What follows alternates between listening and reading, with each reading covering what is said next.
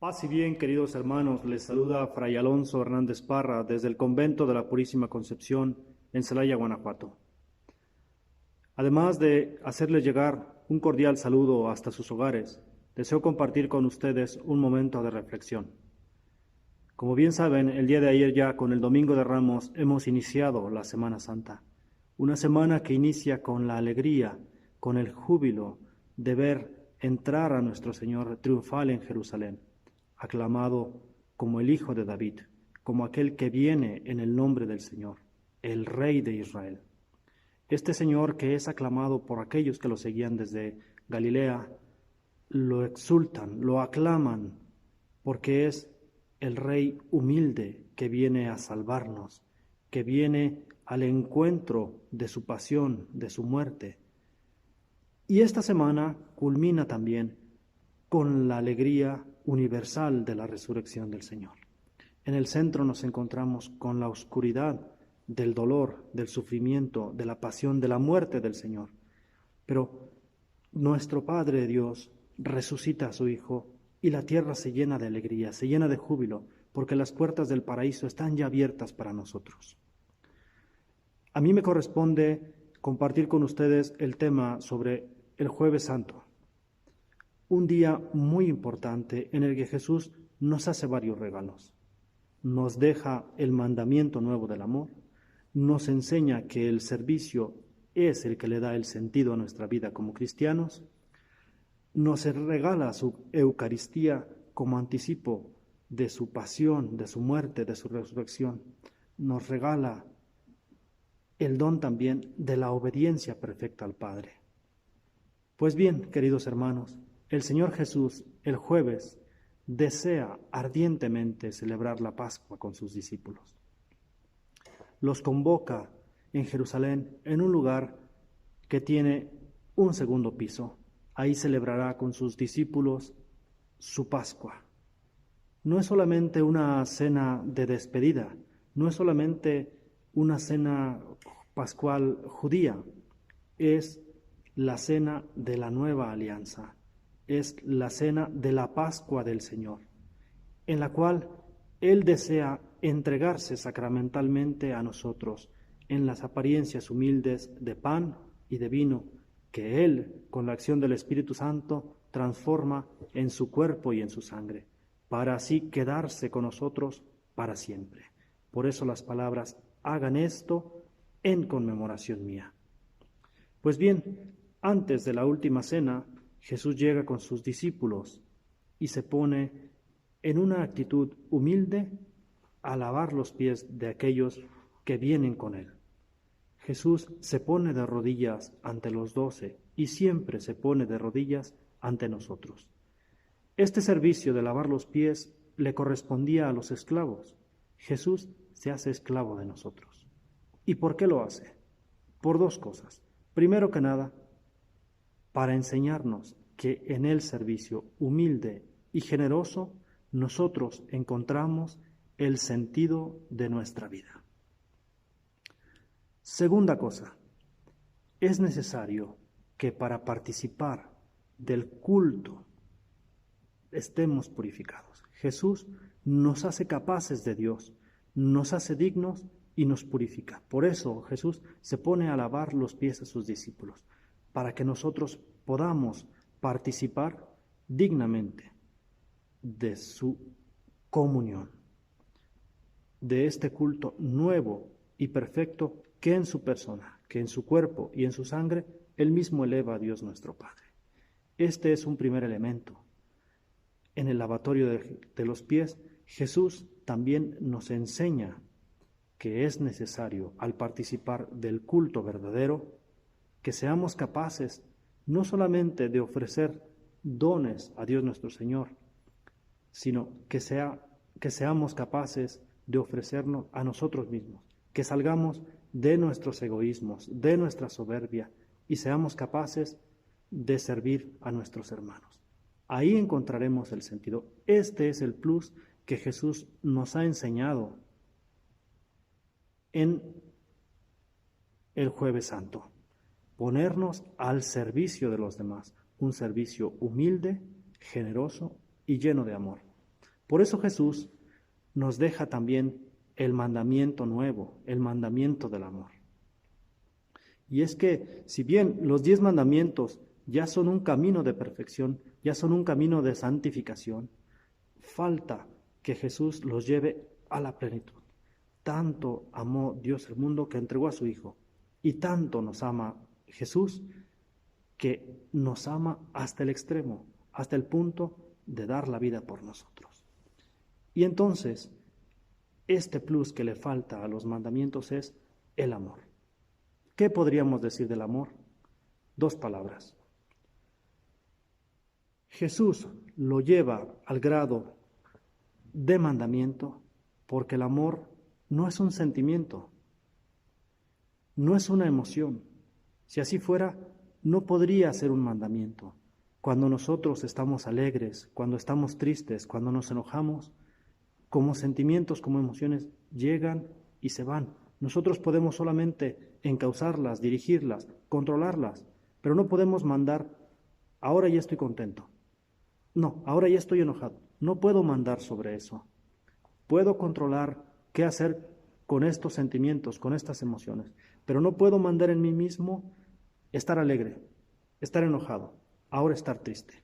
Jesús entonces, ¿por qué instituye un mandamiento nuevo, el mandamiento del amor? Porque el amor es una decisión de mi voluntad. Yo decido a quién amar, cuánto amor ponerle a las acciones que realizo. Es ese el culmen, la plenitud de lo que Jesús nos enseña. Hacer las cosas por amor a Dios, por amor al prójimo.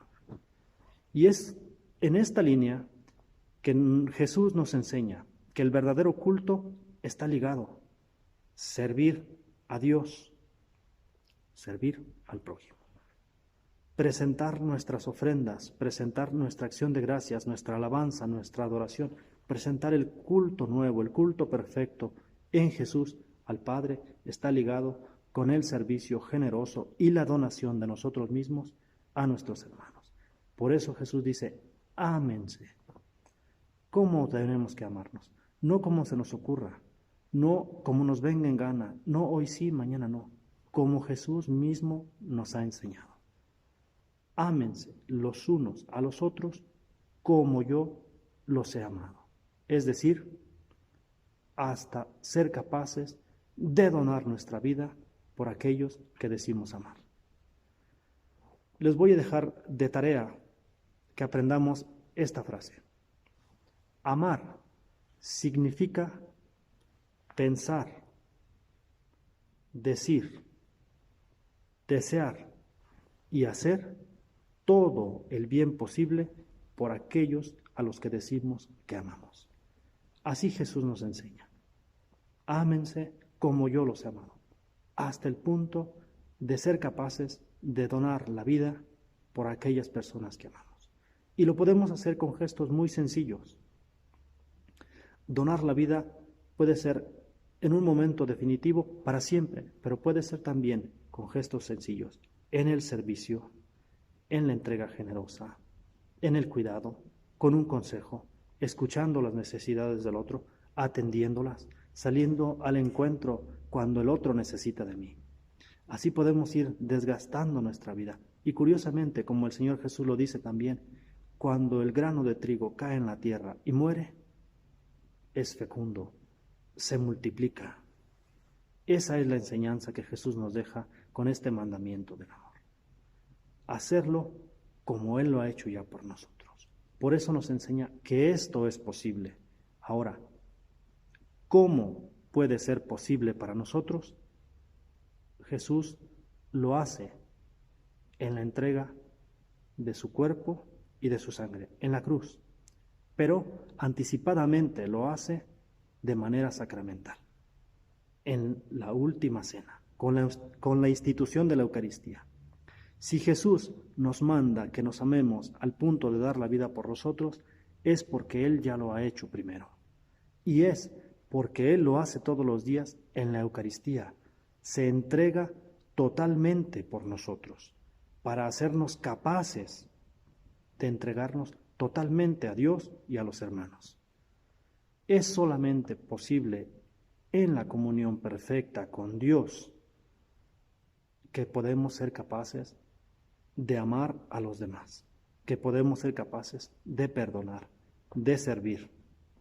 Y entonces, por eso la importancia de Jesús quedarse con nosotros, para darnos fortaleza, para darnos generosidad, para darnos amor, y que así seamos capaces de corresponder, de entrar en plena comunión con Él y con Dios nuestro Padre. Por eso la importancia de participar con frecuencia, con mucha fe, en los misterios de la Eucaristía.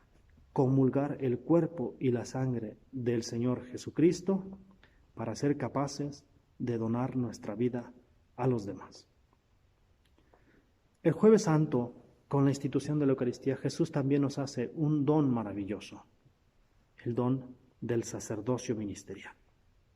Si Jesús, por decirlo de alguna manera, inventa la Eucaristía como memorial de su muerte y resurrección, inventa también el sacerdocio, porque Él quiere quedarse con nosotros para siempre. Y es por eso que se dona en las especies eucarísticas del pan y del vino, y es por eso que nos dona también su sacerdocio. Jesús permanece único, sumo sacerdote para siempre. Pero al mismo tiempo quiere participarnos a nosotros de ese don tan grande, el ser capaces, con la invocación del Espíritu Santo y con la pronunciación de las palabras de consagración, de cooperar con Él para transformar estos dones sencillos de pan y de vino en su cuerpo y en su sangre. Es así de generoso el Señor, y esto es digno de agradecerse. Les dejo también de tarea, queridos hermanos, pidan por nosotros los sacerdotes, pidan por nuestra conversión, pidan por nuestra santificación, que seamos verdaderamente capaces de ser otros Cristos, de ser para ustedes la persona de Jesucristo en esta tierra que les ayuda, que les enseña, que les santifica. Oren por nosotros, valoren el don del sacerdocio, valoren el don de la Eucaristía. Después de que Jesús en la última cena se entrega, se hace presente, sale con sus discípulos, sale al encuentro de su destino y baja del lugar de la última cena al huerto llamado Getsemaní. En el monte de los Olivos baja y lleva a sus discípulos, los deja en un espacio, se lleva consigo a Pedro, a Santiago, a Juan, y un poco más allá se va a orar él solo. Se llama a este episodio la agonía de Jesús. Y no es que Jesús, como podemos imaginar la palabra agonía, esté ya viviendo sus últimos momentos previos a la muerte. Es así, pero el sentido de la palabra agonía quiere decir combate. Jesús está luchando cara a cara con el tentador. Está luchando cara a cara, jugándose la vida, jugándose el destino por nuestra salvación. Jesús entra en este momento de agonía porque sufre una gran angustia. Humanamente dice: Padre, si es posible que pase de mí este cáliz, pero también recuerda que no se haga mi voluntad, sino la tuya. Jesús, en su voluntad humana, claro, tiene miedo, claro, está sufriendo, está de cara al suplicio, está de cara, de frente a la cruz, está de frente a la muerte. Todo el mal posible se conjura contra Jesús y Él está combatiendo, está luchando, si es posible, que pase, porque humanamente es sumamente difícil. Por eso, en este momento de gran angustia, de gran sufrimiento, de gran estrés, Jesús suda gotas como de sangre, dice el texto del Evangelio. Está luchando, está combatiendo por nosotros. Y es en esta misma línea cuando Jesús dice: pero que no se haga mi voluntad, es decir, mi voluntad humana de salvar la vida, sino que se haga tu voluntad. Al final sería nuestra voluntad divina de salvar al género humano. Y si tiene que ser de esta manera, es decir, que no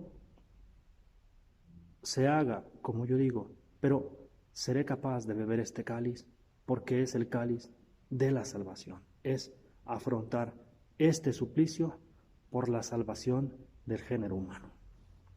Y así Jesús, lo que había realizado sacramentalmente en anticipo con la Eucaristía, comienza aquí en Getsemaní a vivirlo ya.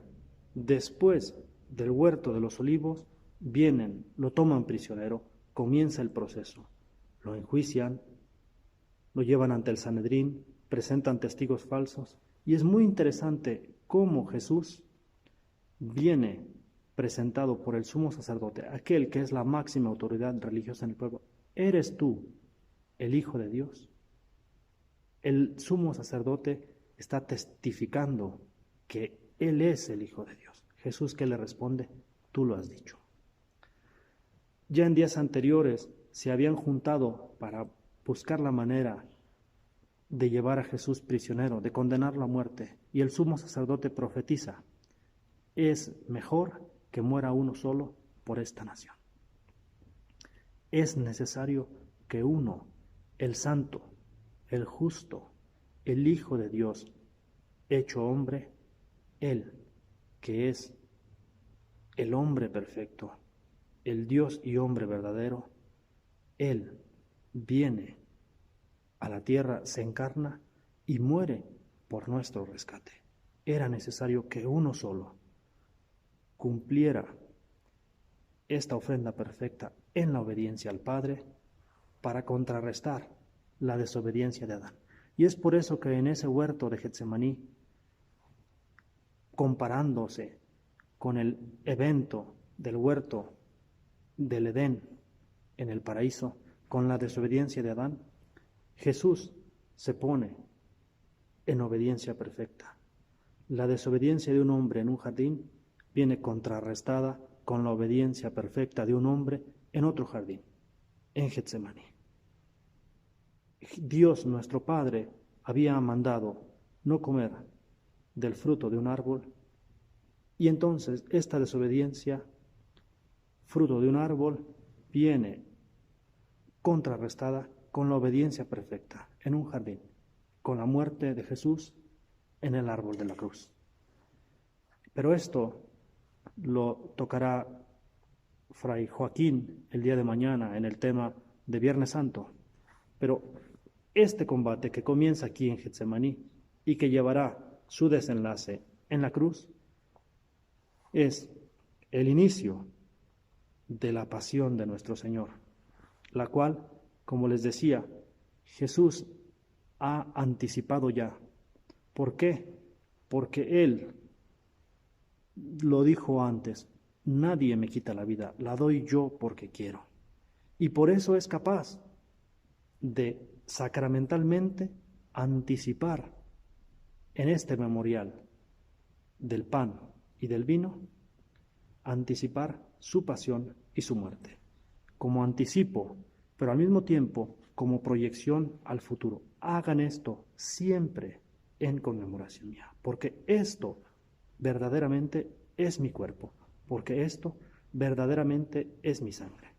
Y lo que decía, es necesario que uno solo, es decir, que la muerte de un justo nos redima a todos, porque era solamente posible así que el Hijo de Dios se encarnara, se hiciera hombre para redimir al género humano, para que participando de nuestra condición divina asumiera nuestras culpas y las llevara a la redención, a la salvación, a la santificación. Es esto lo que celebramos en el Jueves Santo. Como se fijan, son muchos elementos, pero tienen un contenido muy profundo, muy rico. El Señor Jesús ha querido quedarse con nosotros. El Señor Jesús, que nos ha amado hasta el extremo, se nos sigue donando en la Eucaristía. El Señor, que es nuestro Maestro, nos enseña que entrar en comunión con Él, es decir, vivir en Él, vivir, nutrirnos de Él, nos hace capaces de amar con todo el corazón, con toda nuestra mente, con todas nuestras fuerzas, a Dios y a nuestros hermanos. El Señor Jesús nos enseña que es posible la obediencia perfecta a la voluntad de Dios. Son estos elementos que meditamos el Jueves Santo y que nos dejan una enseñanza llena de esperanza. Es posible imitar a Jesús, porque Él nos ha dado ejemplo, porque Él se nos ha entregado, porque Él nos hace capaces y nos hace dignos. Queridos hermanos, espero que estos momentos de reflexión sean importantes para ustedes. Son elementos muy sencillos, pero que quieren iluminar el sentido del Jueves Santo, el día del amor total, de un Dios que se hace hombre para redimirnos, de un Dios que se encarnó en el seno de María Santísima para salvarnos y que se encarna todos los días cuando el sacerdote invoca al Espíritu Santo y pronuncia las palabras. Porque después dice el sacerdote, este es el Cordero de Dios. Él es el que quita el pecado del mundo. Dichosos ustedes que son invitados a participar de este banquete, el banquete del cuerpo y de la sangre del Señor Jesús. Queridos hermanos, sigan viviendo intensamente esta Semana Santa, en esta ocasión del todo particular, desde los hogares, pero que esta situación no sea un impedimento para vivir nuestra fe de manera consciente, de manera profunda, de manera libre, voluntaria. Si bien, como decía, ahora de una manera distinta, pero no por eso menos importante. Que esta situación no nos impida vivir nuestra fe, porque es muy importante. Estamos participando de la misma pasión, de la misma muerte, de la resurrección del Señor. Muy bien, hermanos, sigan acompañándonos en estos momentos de reflexión. Síganos en nuestras páginas. El día de mañana meditaremos el tema del Viernes Santo, la muerte del Señor Jesús, la muerte del hombre justo que se entregó totalmente para nuestra salvación. El día de mañana les acompañará el Padre Joaquín Arana. Acompáñenos, sigan viviendo con intensidad estos 10 santos. Paz y bien, que el Señor les bendiga. Un abrazo fraterno.